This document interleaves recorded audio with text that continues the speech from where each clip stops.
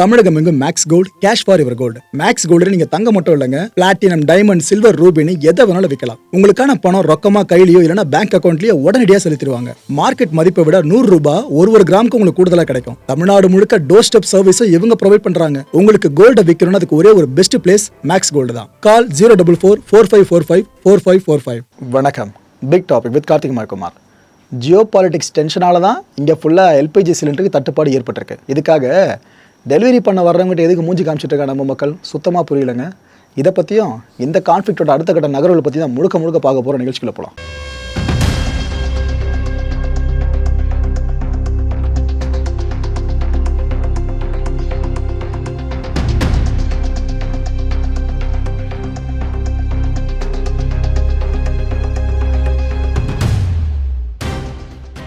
இந்த கேஸ் சிலிண்டரை இப்போ டெலிவரி பண்ணுவாங்களே அவங்க தாங்க எனக்கு தெரிஞ்சு பரிதாபத்தோட உச்சகட்டம்னு சொல்லலாம். இந்த கான்ஃப்ளிக்ட் ஆரம்பித்தப்போ பல பேர் என்ன சொல்லிட்டு இருந்தாங்க, இந்த சிலிண்டரை டெலிவரி பண்ணுற வேலை செய்வாங்கள்ல அவங்களுக்கு இப்போ சம மோசுப்பா.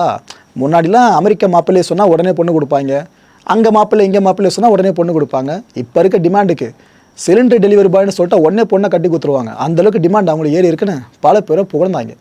இப்போ அது எப்படி நம்ம மாறிக்கிட்டு இருக்கு. கேஸ் சிலிண்டரை டெலிவரி பண்ணுறவங்கள அடிக்க பாயிற வரைக்கும் சில விஷயம் நடந்துக்கிட்டு இருக்கீங்க.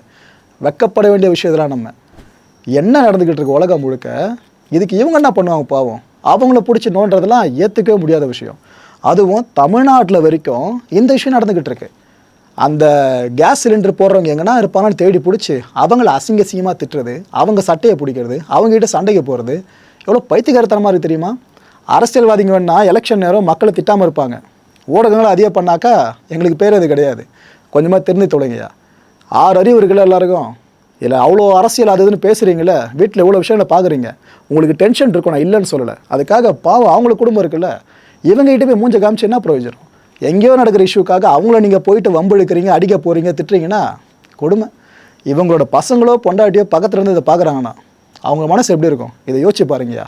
வாய் வழிக்கு இவ்வளோ விஷயம் பேசுகிற நாம சக மனுஷன் நடத்த முடியாத அளவுக்கு கேவலமாக இருக்கும்ல. இதுக்கு நம்ம தான் வெட்கி தலை குனியணும். இதுக்கப்புறமாச்சும் இது போல் இஷ்யூஸ் நடக்காதுன்னு மனப்பூர்வமாக நம்புகிறேன். கண்டென்ட்டோட ஆரம்பத்தில் இதை பற்றி பேசுகிறேனாக்கா அவங்களோட சேஃப்டியை பற்றி மட்டும் நான் ஃபோக்கஸ் பண்ணி பேசுகிறேன்னு நினைக்காதீங்க. பேசிக் ஹியூமனிட்டி அது இன்னும் கொஞ்சம் உலகம் முழுக்க இருக்கிறனால தான் உலக புற பார்க்காம இருக்கிறோம். ஆல்ரெடி முக்கால்வாசி மனிதாபிமானம் செத்து போச்சு. இருக்கிற கொஞ்சம் நினைச்சியும் சாவச்சிடாதீங்க. சரி, திரும்ப ரைட்டு மேட்டருக்கு வருவோம். ஃப்ரான்ஸ் அதிபர் மேக்ரான் இருக்கார்ல, அவர் இப்போ என்ன சொல்கிறாரு, ஏங்க இந்த ஹார்மோஸை ஈரான் பிளாக் பண்ணிச்சு, ஓகே, இதுக்காக ரஷ்யன் ஆயில் மேலே இருக்க சாங்ஷன்ஸை அமெரிக்கா தூக்கணும். எனக்கு புரியலையே, எங்கேயோ நடக்குது, இங்கே ஒரு தூக்குறாரு ட்ரம்ப்பு. இது எனக்கு வருத்தம்ப்பா அப்படின்னு இவர் சொல்லியிருக்காரு. ட்ரம்ப்பு கிட்ட என்ன சொல்கிறாரு, ஏன்பா உலகம் முழுக்க ஆயில் ஷார்ட்டேஜ் ஏற்படுதில்ல, இதுக்கு நாங்களும் ஒரு காரணம், அமெரிக்கா தான் காரணம் என்ன கேட்டால்.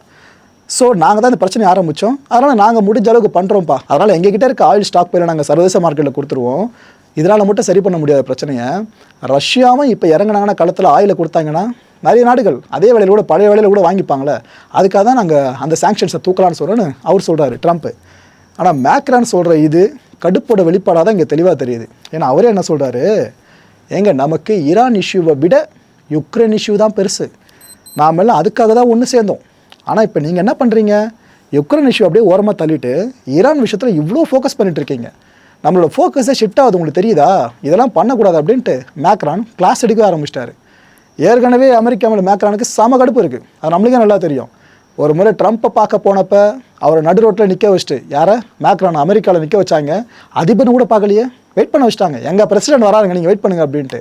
இவர் ட்ரம்ப்புக்கு டைரெக்டாக கால் பண்ணியும் பிரயோஜனம் இல்லை, வெயிட் பண்ணிட்டு தான் அதுக்கப்புறம் கடுப்பில் நடந்தே போனாப்புல. இது மட்டுமா, அவரோட மனைவி கையால் ஒரு குத்து வாங்கினார்ல மூஞ்சில், இந்த கண்ணத்தில். அதுக்கப்புறம் அந்த விஷயத்தை ட்ரம்ப் போகிற வர இடங்களை வச்சு கலாய்க்க ஆரம்பிச்சிட்டாப்புல. நான் இந்த போல் சன்கிளாஸ்லாம் போட்டு வராரு மேக்ரானு, திரும்ப என்னாச்சுன்னு தெரியலன்ற மாதிரி அவர் கலாச்சிட்டு இருந்தார். இப்படி இவங்க 2 பேருக்கு இடையில ஆல்ரெடி இந்த வார்த்தை போர் போயிட்டுருக்கு. இதில் இப்பயும் இதை அப்படியே நீட்சியாக பார்க்க முடியுது இந்த இஷ்யூலையும். ரைட்டு விடுங்க. ரஷ்யா என்ன பண்ணுச்சு, இந்த ஐநா பாதுகாப்பு சபையில் ஒரு வரைவு தீர்மானத்தை கொண்டு வந்தாங்க. இப்படி இங்கே கொண்டு வர வரைவு தீர்மானம் இருக்குல்ல, இது பாஸ் ஆகணும் அப்படின்னா அதுக்கு என்ன தெரியுமா அடிப்படை, 9 பேர் 9 உறுப்பு நாடுகள் கம்பல்சரியாக இந்த ஓட்டு ஃபேவராக பண்ணியிருக்கணும். வீட்டோவை யாருமே பயன்படுத்தாமல் இருக்கணும். இந்த பெர்மனெண்ட் மெம்பர்ஸ்க்கு வீட்டோ அதிகாரம் இருக்குது பார்த்தீங்கன்னா, அவங்க நினச்ச எந்த ரெசல்யூஷனையும் கில் பண்ண முடியும், அப்பேற்பட்ட பவர். அந்த பவர் யாரும் பயன்படுத்தாமல் இருக்கணும். இப்படி இருந்தால் தான் அந்த ரெசல்யூஷனு அங்கே செல்லுபடியாகும். இந்த விதியை மைண்டில் வச்சுக்கிட்டிங்களா? இப்போ இந்த ரஷ்யா இந்த டிராஃப்ட் ரெசல்யூஷனை கொண்டு வந்தாங்களா, ஆனால் அது பாஸ் ஆகலைங்க. பொட்டுன்னு போயிடுச்சு, வந்த உடனே பொட்டுன்னு போயிடுச்சு. இந்த வாக்கெடுப்பில் பார்த்தீங்கன்னா ஃபேவராக 4 பேரும், அகேன்ஸ்டாக 2 பேரும், அப்புறம் இந்த புறக்கணிச்சவங்க 9 பேர் ஒட்டு மொத்தமாக. எதுக்கு நாம் ஒரு பக்கம் ஸ்டாண்ட் எடுக்கணும் அப்படின்னு புறக்கணிச்சவங்க 9 பேர். ஸோ இதோட ரிசல்ட் என்ன ஃபைனலாக, அந்த டிராஃப்ட் ரெசல்யூஷன் ரஷ்யா கொண்டு வந்தது ஃபெயிலியரில் முடிஞ்சிருச்சு. இதுக்கப்புறம் ரஷ்யா சொன்ன ஒரே ஒரு விஷயம் என்ன தெரியுமா, சரி நாங்கள் கொண்டு வர ரெசல்யூஷன் தான் இப்படி பண்ணிட்டீங்க, இதுக்கப்புறம் சண்டை வேணாமே, எதுக்கு இவ்வளோ பெருசாக அந்த கான்ஃப்ளிக்ட்டை கொண்டு போயிட்டு இருக்கணும், பேச்சுவார்த்தை மூலமாக தீர்வு காணலாமே, நாங்கள் இந்த சிவிலியன்ஸ்லாம் அட்டாக் பண்ணப்பட்டு இருக்காங்களே அதை வன்மையாக கண்டிக்கிறோன்னு சொல்லியிருக்காங்க. ஈரான்னு பேரை மென்ஷன் பண்ணலை, அமெரிக்கா இஸ்ரேலும் பேரை மென்ஷன் பண்ணலை. சிவிலியன்ஸ் இந்த தாக்குதல்களில் சிக்கிட்டு இருக்கிறது எங்களுக்கு பிடிக்கலன்ற மாதிரி சொல்லியிருக்காங்க. யுக்ரைன் வார் ரிலேட்டடாக இதே விஷயத்தை ரஷ்யாவை நோக்கி எவ்வளோ பேர் சொல்லியிருப்பாங்க. ஸோ இதான் மக்களை உலக அரசியல். ஒரு சைடில் நிற்கும் போது அவங்களுக்கு அது நியாயமாக தெரியும், ஆப்போசிட்டில் போகிறப்ப அது அவங்களுக்கு நியாயமாக தெரியும். ரைட்டு. ஐநா பாதுகாப்பு சபையில் இந்த கல்ஃப் கண்ட்ரிஸோட தூதர்கள் இருக்காங்களே, இவங்க எல்லாம் ஒன்று சேர்ந்து ஒரு ஸ்டேட்மெண்ட்டை வெளியிட்டிருக்காங்க. இது வரைக்கும் வாங்கின அடிகள் இருக்குல்ல இவங்க ஈரானால், அதை ஃபுல்லாக ஸ்டேட்மெண்ட்ஸ் மூலமாக தெரியப்படுத்தியிருக்காங்க. என்ன சொல்கிறாங்கன்னா, கடந்த 12 நாட்களில், முதல்ல நம்ம 12 டே வார பார்த்துருந்தோம், இப்போ இந்த கான்ஃப்ளிக்ட் 12 நாட்களில் எட்டி போயிட்டுருக்குல்ல, கரெக்டாக 12 வந்துட்டாலே வருது பாருங்கள். ஒரு போர் ஆரம்பித்தா 12 தான் போல இருக்குது மினிமம். இந்த 12 நாட்களில் 950 ஈரானியன் மிசைல்ஸை நாங்கள் ஃபேஸ் பண்ணோம், 2500 ட்ரோன்ஸை நாங்கள் ஃபேஸ் பண்ணோம். இதில் most of the missiles and most of the drones எடுத்துக்கிட்டிங்கன்னா நாங்கள் சக்ஸஸ்ஃபுல்லாக நடுவானிலே தாக்கி அழிச்சிட்டோம், இன்டர்செப்ட் பண்ணிட்டோம். ஆனால் டேமேஜஸ் இருக்குல்ல அது மட்டும் ஏற்பட்டிருக்குங்க அப்படின்னு அவங்களே கன்ஃபார்ம் பண்ணுறாங்க. Military locations, residential buildings, airports, energy installations and critical civilian இன்ஃப்ராஸ்ட்ரக்சர்னு இத்தனை டேமேஜஸை நாங்கள் ஃபேஸ் பண்ணியிருக்கிறதாகவும் இந்த கல்ஃப் கண்ட்ரிஸை சேர்ந்த யுஎன்எஸ்சி அம்பாசிடர்ஸ் இப்போ சொல்லியிருக்காங்க. இந்த கல்ஃபை அமெரிக்கா பாதுகாத்திருக்கணும், ஏன்னா அந்த நம்பிக்கையில் தான் அமெரிக்கா கேட்ட பேஸ்லாம் ஓகேன்னு சொல்லி போட விட்டாங்க. இப்போ இந்த காரணத்துக்காக தான் ஈரான் கிட்டே வாங்கி கட்டிக்கிட்டு இருக்காங்க. ஆனால் அமெரிக்கா தன்னையே ஃபுல்லாக பாதுகாத்துக்க முடியுதா கல்ஃபில், அதுவே கஷ்டமாக தெரியுதுல்ல. ஆக்சுவலாக இதுக்கு முன்னாடி 6 அமெரிக்க சோல்ஜர்ஸ் உயிரிழந்திருந்தாங்க, ஞாபகம் இருக்கா? ஒருத்தர் விடுங்க, 7வது அவரை விட்டுருங்க.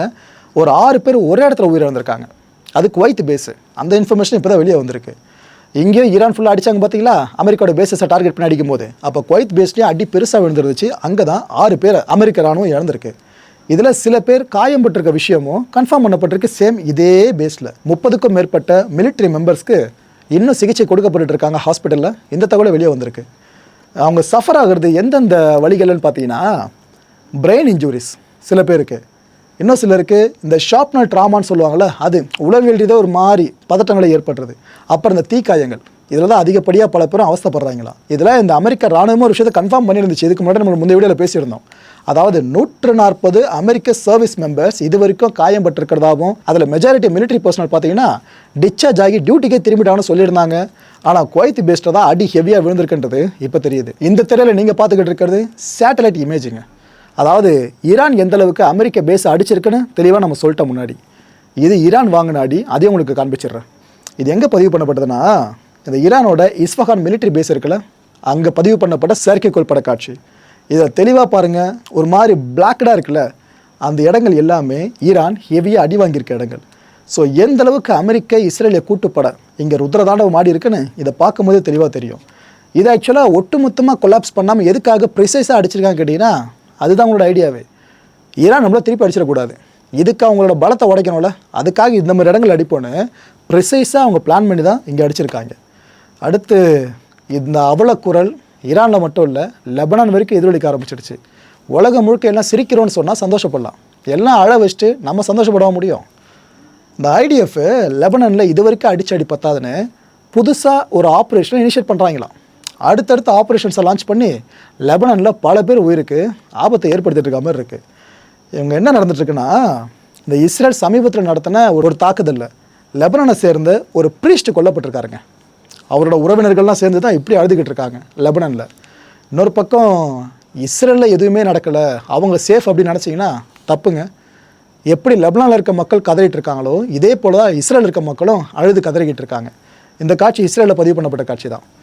என்னென்னா, இந்த இஸ்ரேலோட யஹூட் பகுதி இருக்குல்ல, அங்கே இந்த ஈரானோட பேலிஸ்டிக் மிசைல் தாக்குதலில் ஒருத்தர் கொல்லப்பட்டார் இஸ்ரேலில். அவரோட ரிலேட்டிவ்ஸ் தான் அவரோட ஃபியூனரலில் இப்படி கதறி அழுதுகிட்டு இருக்காங்க. மனுஷ உயிர் எல்லா நாடுகளில் இருக்க மனுஷனுக்கும் ஒன்று தான். அதை விட்டு இந்த நாட்டில் இருக்கவங்களுக்கு உயர்ந்த உயிர், இந்த நாட்டில் இருக்கவங்களுக்கு தாழ்ந்த உயிர்னு பிரித்து பார்த்தாக்கா உன்னை விட கேவலமான ஒருத்தர் இருக்க மாட்டான் உலகத்தில். ஏன்னா நிறைய பேர் சார்பு எடுப்பீங்களே, இவங்களுக்கு சப்போர்ட் அவங்களுக்கு சப்போர்ட்னு. அந்த சார்பை எடுத்துட்டீங்க அப்படின்னாலே உண்மை எதுவாக இருந்தாலும் உங்கள் கண்ணு முன்னாடி வந்தாலும் ஒத்துக்க மாட்டீங்க. அதே பொய்யை தேடி தேடி பார்ப்பீங்க. கரெக்டு, நம்மளுக்கு ஃபேவராக இருக்குது, அப்போ இதுதான் கரெக்டாக நியூஸ்னு சொல்லிட்டு. அப்படி இருக்காதீங்க. எல்லா மக்கள் உயிரை ஒன்றா பாருங்கள். நான் சொன்னாலும் பல பேர் திருந்த போகிறதில்ல, உங்களை திருத்த முடியாது. ஆனால் நியூட்ரலாக பல மக்கள் உண்மையான செய்தியை மட்டும் கேட்கணும்னு விரும்புவீங்களே, உங்களுக்காக சொல்கிறேன், அவ்வளோதான். இந்த இஸ்ரேலிய மக்கள்லாம் அண்டர் கிரவுண்ட் ட்ராம் ஸ்டேஷன் இருக்குல்ல, அங்கே தூங்கிட்டு இருக்கிறதா இங்கே நீங்கள் பார்த்துட்ருக்கீங்க. ஏன்னா அங்கே போதிய அளவுக்கு பங்கர்ஸ் இருக்குது, ஷெல்டர்ஸ் இருக்குது, இல்லைன்னு சொல்லலை. ஆனால் எமர்ஜென்சிக்கு பட்டு கிடைக்கிற இடத்துல போய் அவங்க ஒழிஞ்சிக்கணும்ல. ஸோ அந்த வகையில் தான் ட்ராம் ஸ்டேஷனுக்கு அடியில் அண்டர் கிரவுண்டில் அந்த டெல்லவியூ பகுதியில் மக்கள் இப்படி தங்கிட்டு இருக்காங்க. ஸோ இஸ்ரேலில் இருக்க மக்கள் சேஃபு, அவங்க பயமே இல்லாமல் வாழ்ந்துக்கிட்டு இருக்காங்க. அவங்க கவர்மெண்ட் அவ்வளோ ப்ரொடெக்ட் பண்ணுறாங்கன்னு நினச்சிங்கனாக்கா, இதில் ஒரு விஷயம் உண்மை, இஸ்ரேலிய அரசும் ராணுவமும் ப்ரொடெக்ட் பண்ணுறாங்க.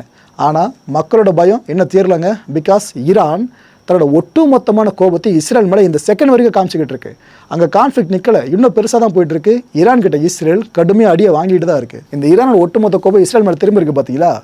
இந்த நேரத்தில் அடுத்தடுத்த மிசைல்ஸை இஸ்ரேல் நோக்கி லான்ச் பண்ணிகிட்டே இருக்காங்க ஈரான். பொதுவாக பல பேர் சொல்லுவாங்களே, ஈரான் வாங்குற அடியை மட்டும் எல்லாரும் காண்பிக்கிறாங்க, இஸ்ரேல் வாங்குற அடியை காட்ட மாட்டாங்க அப்படின்னு. காண்பிக்க விட்டால் காட்டுவாங்க, ஆனால் அது ஒரு ஷீல்டாக மாற்றி வீடியோஸ் எடுக்கவே முடியாத சூழலை ஏற்படுத்திட்டாங்கன்னா எங்கேயும் எதுவுமே பண்ண முடியாத மக்களே. அது போல் சுச்சுவேஷனும் எந்தெந்த நாடுகளில் இருக்கோ யாரு கண்டா. இந்த ஐஆர்ஜிசி இருக்குல்ல, ஈரானியன் ரெவல்யூஷன் காட் கோர், இவங்க இப்போ என்ன சொல்கிறாங்க, எங்கள் மேலே எவ்வளோ அடி அடிக்க முடியும் அடிச்சு காமிச்சிட்டாங்களே, நாங்கள் இப்போ அடிக்க போகிற அடி இன்னும் பெருசாக இருக்கும் பாருங்கள், எங்களோட மிசைல்ஸ்லாம் மர்சியே இல்லாமல் இஸ்ரேல் நோக்கி வந்துக்கிட்டு இருக்குன்னு ஐஆர்ஜிசி சொல்லியிருக்காங்க. ஸோ கருணையே இல்லாமல் நாங்கள் அடிப்போன்ற ஒரு துணியில் தான் அவங்க மிசைல்ஸை லான்ச் பண்ணிக்கிட்டு இருக்காங்க. ஸோ ஈரான் இஸ்ரேலை நோக்கிய 40வது வேவ் ஆஃப் மிசைல் ஸ்ட்ரைக்கை ஆரம்பிச்சிட்டாங்க. இஸ்ரேலில் மட்டும்தான் கான்ஃப்ளிக்ட் நினச்சிங்கன்னா கிடையாது. ஈரான் ஒரே நேரத்தில் பல பேர்கிட்ட வம்பெடுத்துட்டு இருக்காங்க. கிட்டத்தட்ட கல்ஃப் முழுக்க இந்த Qatar, Saudi Arabia, Oman, United Arab எமிரேட்ஸ்னு சுற்றி ஈரான் ஒரே டைம் அடிச்சுக்கிட்டு இருக்கு.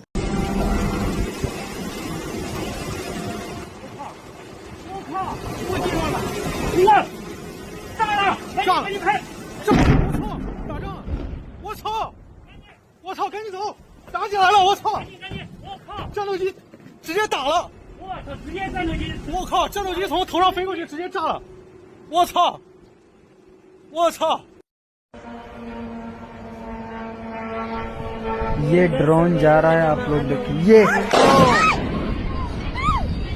भागो, पीछे तो पीछे। बहुत तगड़ा ही धमाका हुआ है यहाँ बहरीन में। देख लीजिए, ये देखिए पूरी बिल्डिंग में आग लग गई है, पूरी बिल्डिंग में। अल्लाह shit shit shit shit shit.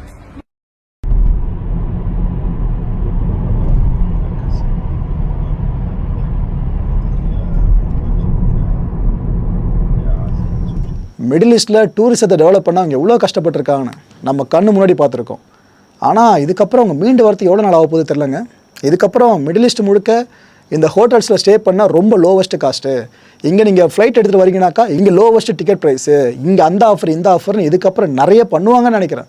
அதுபோல் தான் இந்த கான்ஃப்ளிக்ட் தலைகீழாக மாற்றி விட்ருக்கு.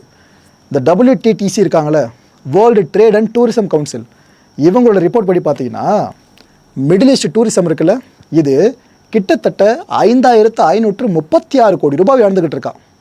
ஒரு நாளைக்கு சொல்கிற மக்களே, ஒரு நாளைக்கும்.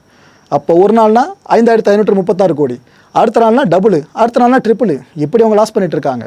ஏன்னா டூரிசத்தை அவ்வளோ டெவலப் பண்ணாங்க. இப்போ என்ன ஆயிருக்கு பார்த்தீங்களா, இந்த மிடில் ஈஸ்ட் கவர்மெண்ட் இதுக்கப்புறம் இதை பெரிய சேலஞ்சாக பார்ப்பாங்க, அதில் மாற்றுக்கிறது இல்லை. திரும்ப நிறைய விஷயங்களை அவங்க டூரிசத்தை டெவலப் பண்ணுறது சார்ந்து பண்ணுற மாதிரி இருக்கும். இதை நம்பிக்கை திரும்ப கொண்டு வரணும், அதுதான் பெரிய கஷ்டமான விஷயமே.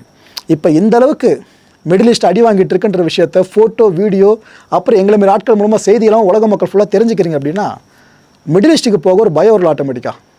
அந்த பயன்றது இதுக்கப்புறம் மக்களுக்கு இல்லாமல் பார்த்துக்கிறது மிடில் ஈஸ்ட் அரசாங்கங்களுக்கு பெரிய தலைவலிங்க.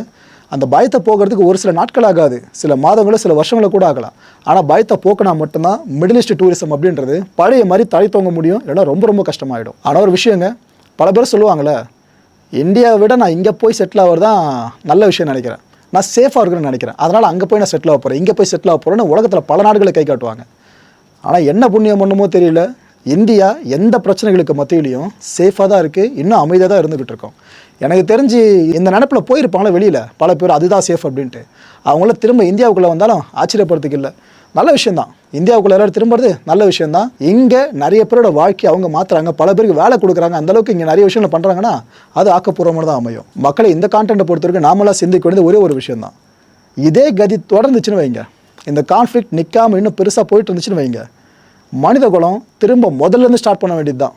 அடுத்த நிகழ்ச்சி சந்திக்கலாம். நன்றி, வணக்கம். தமிழகம் எங்கும் Max Gold, cash for your gold. Max Gold நீங்க தங்க மட்டும் இல்லைங்க, பிளாட்டினம், டைமண்ட், சில்வர், ரூபினி எதை வேணாலும் விற்கலாம். உங்களுக்கான பணம் ரொக்கமா கையிலயோ இல்லைன்னா பேங்க் அக்கௌண்ட்லயோ உடனடியாக செலுத்திடுவாங்க. மார்க்கெட் மதிப்பை விட 100 ரூபாய் ஒரு கிராமுக்கு உங்களுக்கு கூடுதலா கிடைக்கும். தமிழ்நாடு முழுக்க டோர் ஸ்டெப் சர்வீஸும் இவங்க ப்ரொவைட் பண்றாங்க. உங்களுக்கு கோல்ட விற்கணும்னா அதுக்கு ஒரே ஒரு பெஸ்ட் பிளேஸ் மேக்ஸ் கோல்டு தான். கால் 04445454545. என் அன்பார்ந்த மாயம் ஸ்டுடியோஸ் நேயர்களே, மாயம் பக்தின்னு ஆன்மீகத்துக்காக பிரத்யேகமாக ஒரு சேனலை கொண்டு வந்திருக்கோம். மறக்காம சப்ஸ்கிரைப் பண்ணி அந்த சேனலுக்கு உங்களோட ஆதரவை மனப்பூர்வமாக தெரிவிங்க. வணக்கம் மாயம் ஸ்டுடியோஸ் நண்பர்களே. மாயம் ட்ரெண்ட்ஸ் அப்படின்ற ஒரு புதிய ஃபேஸ்புக் பேஜை ஓப்பன் பண்ணியிருக்கோம். நீங்கள் யூடியூப்பில் பார்த்துட்டு இருக்கீங்களா நம்மளோட கான்டென்ட்ஸ்லாம், இதெல்லாம் விட ஒரு படி மேலே ரொம்ப கிறிஸ்பாகவும் ரொம்ப சூப்பராகவும் நிறைய கான்டென்ட்ஸ் உங்களுக்கு இந்த பேஜில் காத்துட்டு இருக்குங்க. ஸோ உடனடியாக ஃபேஸ்புக் பிளாட்ஃபார்ம் போங்க, மாயம் ட்ரெண்ட்ஸ்னு டைப் பண்ணி சர்ச் பண்ணி நம்ம பேஜை ஃபாலோ பண்ணுங்கள். அப்படியே நம்ம சேனலையும் நீங்கள் சப்ஸ்கிரைப் பண்ணிட்டீங்க அப்படின்னா இன்னும் நிறைய புது கான்டென்ட்ஸை உங்களுக்காக ப்ரொடியூஸ் பண்ணி கொடுத்துக்கிட்டே இருப்பாங்க. நீங்கள் பண்ணுற ஒவ்வொரு சப்ஸ்கிரிப்ஷனும் எங்களுக்கு பெரிய மோட்டிவேஷனாக அமையும்.